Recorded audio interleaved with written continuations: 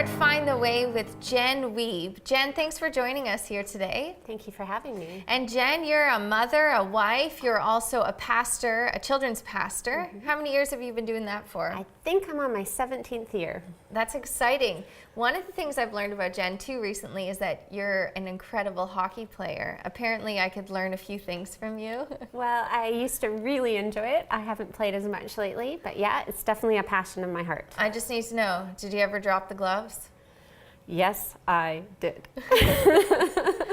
She tells me she's ruthless. I believe it. Jenn, you though have this incredible story, and one of the things that I love that you said to me just not too long ago is that you're learning it's not your story, but it's God's story. Yes, it definitely is, and I'm still discovering that day by day. So tell us a little bit about some of the pivotal moments in your story that's God's story, even leading up to when you were 13 years old. Yes, I had heard about God, and I wanted to believe it, but to be honest, I didn't. I heard a lot of hypocrisy, and just perhaps through my own lenses. But at 13, I got invited to a Christian church, and I went, I believe, for some of the wrong reasons. There were sports and some cute boys.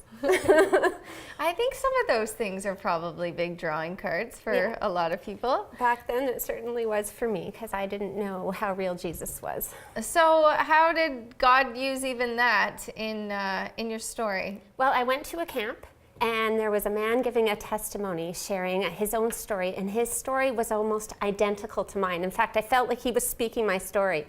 So I started to weep, and he said, "Do you just need to be saved? Do you need a savior to come and swoop down and save you from your problems?" And I could not argue that point, because I really did need to be saved. And you needed it. Sometimes I think people in their faith journey, they have these moments where it's like God just speaks directly to them. Sometimes it's like a series of events or a building, or even they might not even quite know that turning point. Yeah. But what happened in your life after that? So I gave my heart to Jesus, but I had no idea what it even meant, and I kept living my own passions, playing sports, looking for love in all the wrong places, in too many faces, you know the song. And then at age 21, I moved to Kelowna, actually with a boyfriend at the time, and was at a complete place of brokenness and loneliness. And a tragedy occurred to me at the time. So talk us through what happened after the tragedy. The tragedy was so significant that I had decided in my life, although I thought I believed, I couldn't just live lukewarm anymore. And so I actually, in my absolute brokenness, said to God, I can't do this halfway. Either you are real, you are the truth, or I'm just going to live for my own pleasures. And I got down on my knees in my stubbornness. And just the first day, I was actually on my knees for 3 days. Wow. And on my first day, I was actually screaming at God and just really yelling, like, God, I need to know that you are real without a shadow of a doubt.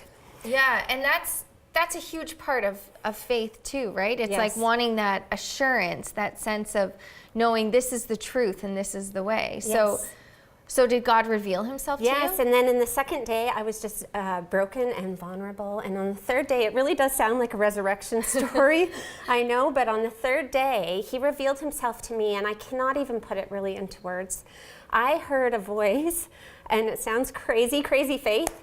I heard a voice that said, I will never leave you and forsake you, and I did not know it was in the Bible.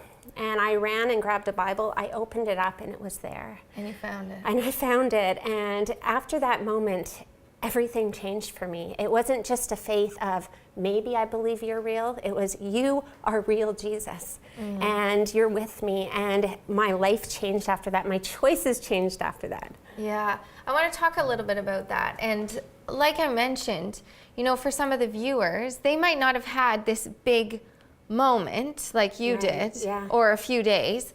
But I think just what you can help us with is how your faith has even grown since then. What did you find?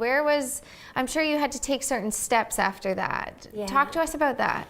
I think part of it was just having transparent, real conversations with God. I didn't know the right way to pray or the wrong way to pray. Which is reassuring for people, because often we think that, oh, maybe my faith is lousy because I'm not doing something right. Yeah, it was really, God, I don't even understand this, what I used to call Christianese, just this language that was far beyond me.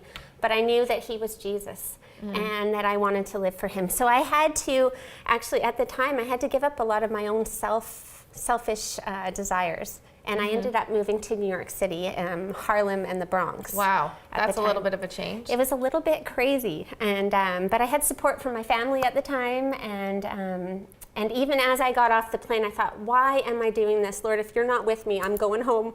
Yeah, and did you find him?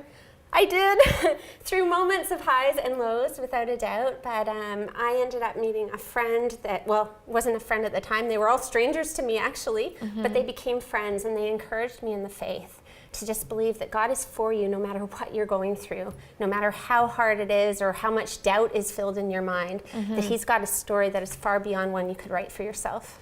And I think those are some of the promises that Mike's been talking about and will continue to talk about, and just that God does have something for you, that he's writing the story in your life, that he's found you, he's with you, he's not leaving you. Yeah. So today, what does faith look like in your life? Faith is day by day for me. I mean, I know him to be Jesus and to be Lord of my life, but every day I've got to trust him. Trust him with the next moment. Even being here today was a big step of trust for me. And to just trust that he will be with you through anything you're going through, and he'll lead you to the next point. What are some of the things that you experience in your faith journey? We talked about them a little bit before. Well, to keep it real, with faith often comes fear right before it.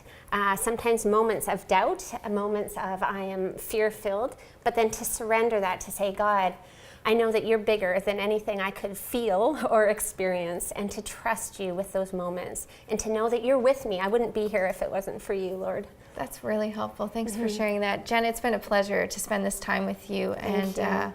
I'm excited about the story that God's writing in your life. Thank you for letting me share.